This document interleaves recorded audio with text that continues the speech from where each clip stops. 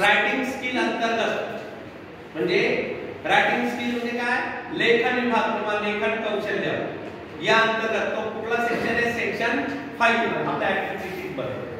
त्याच्या अंतर्गत आपण काय बघतोय, 2 क्वेश्चन आहे, क्वेश्चन नंबर 5 आणि क्वेश्चन नंबर 6. त्यामध्ये अत्यंत महत्त्वाची ऍक्टिव्हिटी जी आहे ती म्हणजे क्वेश्चन नंबर 5 ए मध्ये लेटर रायटिंग.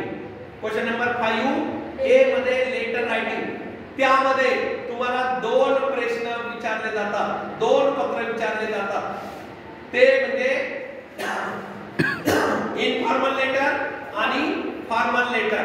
परंतु आपल्याला परीक्षेच्या दृष्टीने जे सोपं आहे ते पत्र आपल्याला लिहायचंय ते म्हणजे इनफॉर्मल लेटर. त्याला मराठीत म्हणतात औपचारिक किंवा कौटुंबिक पत्र. ओके, हे पत्र का लिहायचंय, कारण हे पत्र अत्यंत लिखाणासाठी सोपं आहे.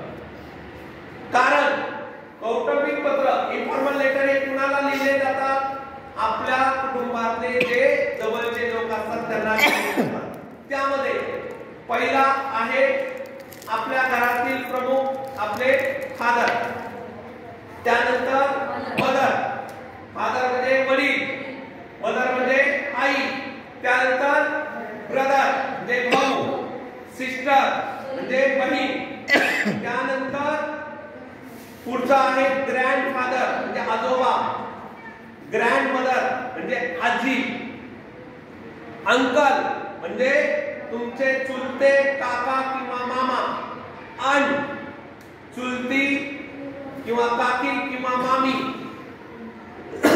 आणि त्यानंतर तुमचा महत्त्वाचा भाग येतो तो फ्रेंड. फ्रेंड म्हणजे मित्र. आणि दुसरे 2 घटक आहेत, सन म्हणजे मुलगा, डॉटर म्हणजे मुलगी, नेफ्यू म्हणजे भाचा किंवा पुतण्या, आणि नीस म्हणजे पुतणी किंवा भाची. एवढ्या लोकांना पत्र हे इनफॉर्मल लेटर अंतर्गत लिहिले जातात. म्हणून आपल्याला पत्र लिहिण्याची भाषा तिथे सोपी असते, म्हणून आपल्याला इनफॉर्मल लेटर लिहायचं आहे.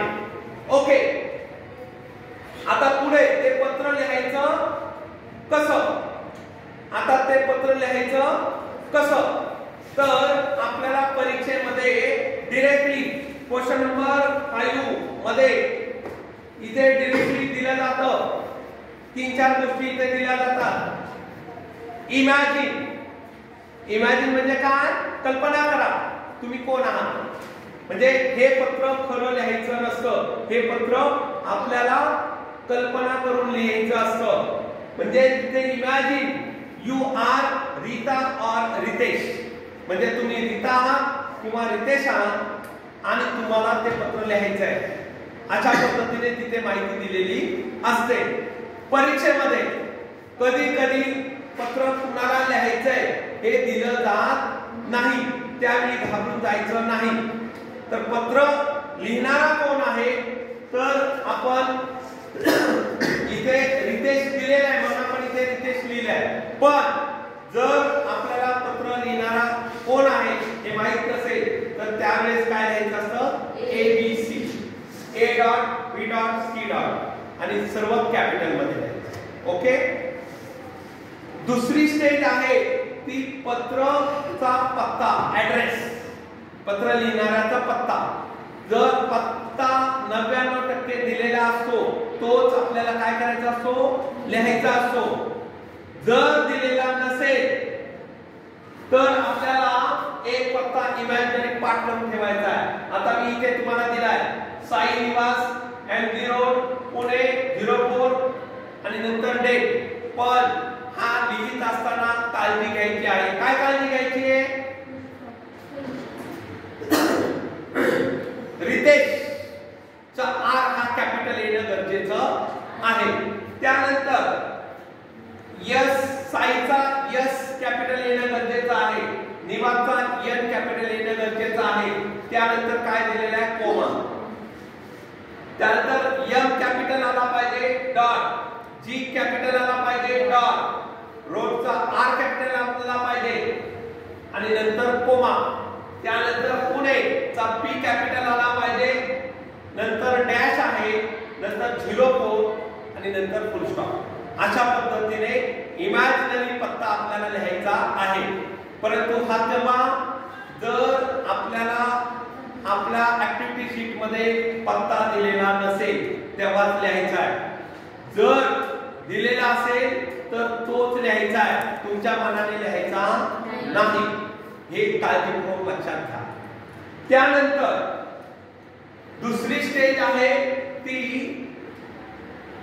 डेट म्हणजे तारीख। आता तुमचा पेपर केव्हा आहे? 1 तारखेला आहे, म्हणून इथे 1 त्याच्या डोक्यावर ST त्याचा शॉर्ट फॉर्म आहे फर्स्टचा, फर्स्ट मार्च M कॅपिटल आहे MARC आहे, त्यानंतर कोमा नंतर वर्ष इयर 2025 नंतर फुल स्टॉप।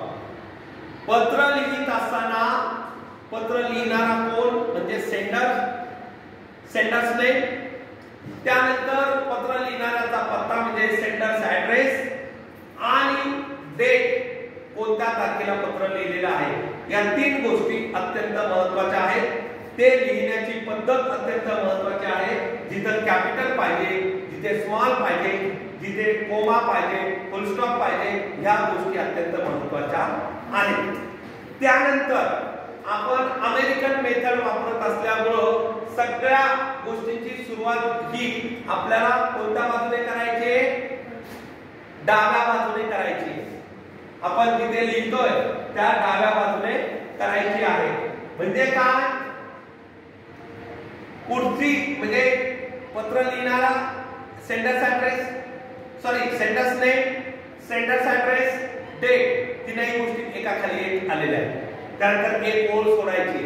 त्यानंतर पत्र कोणाला लिहायचं आहे म्हणजे रिसिव्हर्स ऍड्रेस कोण आहे तो आपल्याला बघायचा आहे। तर यामध्ये आपल्या जिथे इन्फॉर्मल लेटर लिहिलेलं असेल त्याच्या खाली डायरेक्टली दिलेलं असेल, प्रत्यक्ष दिलेलं जातं की write a letter to your हा शब्द पाहिजे आणि त्याच्यानंतर दिलेलं असतं फ्रेंड शैला और शैलेश, शैला और शैलेश। जे नाव दिलेलं असेल तेच नाव लिहिणं गरजेचं आहे। जर दिलेलं नसेल तर नाव लिहायची गरज नाही, पण ते लिहिण्याची सुद्धा पद्धत आहे बघा। डेट नंतर एक ओळ सोडायची आहे, त्यानंतर my dear friend Shailesh, M capital मायचा, D चा डिअर चा D कॅपिटल आणि शैलेशचा S कॅपिटल आणि नंतर काय कोमा। ओके, म्हणजे हा झाला रिसिव्हर्स नेम म्हणजे पत्र कुणाला पाठवतोय त्याला, म्हणजे आणि ह्या गोष्टी दिलेल्या असतात। जर फ्रेंडचं नाव दिलं नसेल तर नाव लिहायचं नाही। इथे फ्रेंडच्या ऐवजी काय येईल? My dear father, my dear mother, my dear brother, my dear sister किंवा जे मी नाते सांगितले ते जे परीक्षेमध्ये विचारलं जाईल ऍक्टिव्हिटी शीट मध्ये तेच लिहायचं। ओके, त्यानंतर पुन्हा एक ओळ सोडायची, पुन्हा एक ओळ सोडायची आणि नंतर आपल्या पत्राची सुरुवात करायची आहे। पत्राची सुरुवात ही कन्फर्म ठरलेली 4 वाक्य, तीच तुम्ही पाठ करायची आणि तीच परीक्षेमध्ये लिहायची। तर ते काय आहे? I got your letter today, तुझे पत्र मला आजच मिळाले। I felt very glad to read it, ते वाचून मला खूप आनंद झाला। Full stop. I am happy here, full stop. मी इकडे कसा आहे? खूप आनंदी आहे। त्यानंतर don't worry about me, full stop, माझी काळजी करू नकोस। एवढे 4 वाक्य तुमच्या पत्राची सुरुवात करायची आहे। मात्र पॅराग्राफ न सोडता पॅराग्राफ स्पेस कुठून सुरुवात करायची? डाव्या बाजूने करायची। पुढची ज्या गोष्टी आपल्याला आता पत्राचा विषय दुसऱ्या आणि तिसऱ्या पॅराग्राफ मध्ये आपण बघणार आहोत, त्याच्या खाली आपण शेवटी एक पॅराग्राफ मी तुम्हाला सांगेल आणि नंतर दुसरा आणि तिसरा पॅराग्राफ कुठून लिहायचा? इथे पॅराग्राफ मध्ये जो विषय असेल त्याच्यावरून तुम्हाला 2 पॅराग्राफ तयार करायचे, 4-5 वाक्य